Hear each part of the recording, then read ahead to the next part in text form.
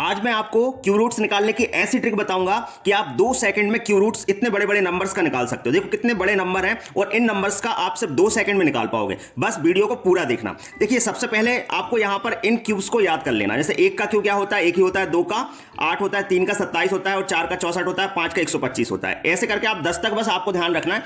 और अगर आपको ये याद भी नहीं रहते हैं तो आप बस इतना कर लो कि इनका इकाई का अंक याद रख लो। जैसे 3 का 27 है तो 7 याद रख लो, 4 का 64 है तो 4 याद रख लो। ठीक है, इस तरीके से आपको कहां तक जाना है, 10 तक। अब 10 में तो 0 होता है तो याद है ही आपको। अब यहां पर इतना बड़ा नंबर ये लिखा हुआ है, देखिए। अब इस नंबर का हमें क्या निकालना है, घनमूल मतलब कि क्यूब रूट फाइंड करना है। तो कैसे करेंगे, सबसे पहले इकाई का अंक देखिए यहां पर क्या लिखा है, 5 लिखा है। ठीक है, तो 5 का क्यूब यहां पे अपन को पता है क्या होता है, 125 मतलब 5। इकाई का अंक क्या आएगा, 5। मतलब यहां पर इकाई का अंक आपका 5 ही आएगा। समझ गए। अब आपको क्या करना है, 2 अंक यहां पे आपको छोड़ना है। ठीक है, तो इसके बाद यहां पर आप 2 अंक छोड़ दिए, बीच में आपको 2 अंक छोड़ना है, 37 बचा। अब कितना बचा हमारे पास, 857।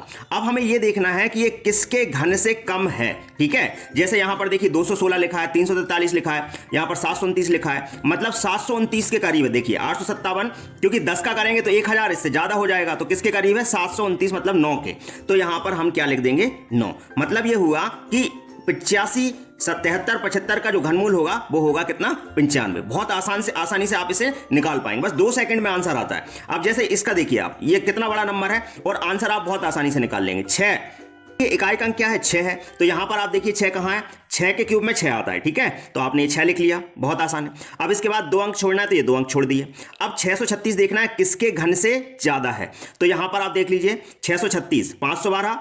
ठीक है, फिर इसके बाद 729, 729 ज्यादा हो जाएगा, मतलब 8 के घन से ज्यादा है ना। यहां पर 636, तो यहां पर हम लिख देंगे 8। तो ये आ गया आपका इसका घनमूल।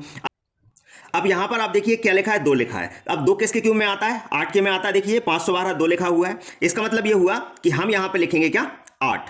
तो ये 8 लिख लिया। अब इसके बाद आप 2 अंक छोड़ दीजिए, तो बचे कितने हमारे पास, 3। अब 314 किसके क्यूब से ज्यादा है, देखिए जरा 314।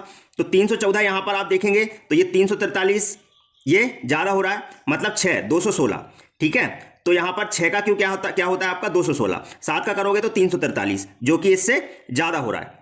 ठीक है, तो हम क्या लेंगे, 216 मतलब 6 का। मतलब ये हुआ कि यहां पर ये 68 का यहां पे ये घन होगा। ठीक है, इसका घनमूल क्या निकला, 68 निकला। अब ये वाला क्वेश्चन आपको कमेंट करके मुझे बताना है कि इसका आंसर क्या आएगा। वीडियो अच्छा लगे तो लाइक और शेयर जरूर करना।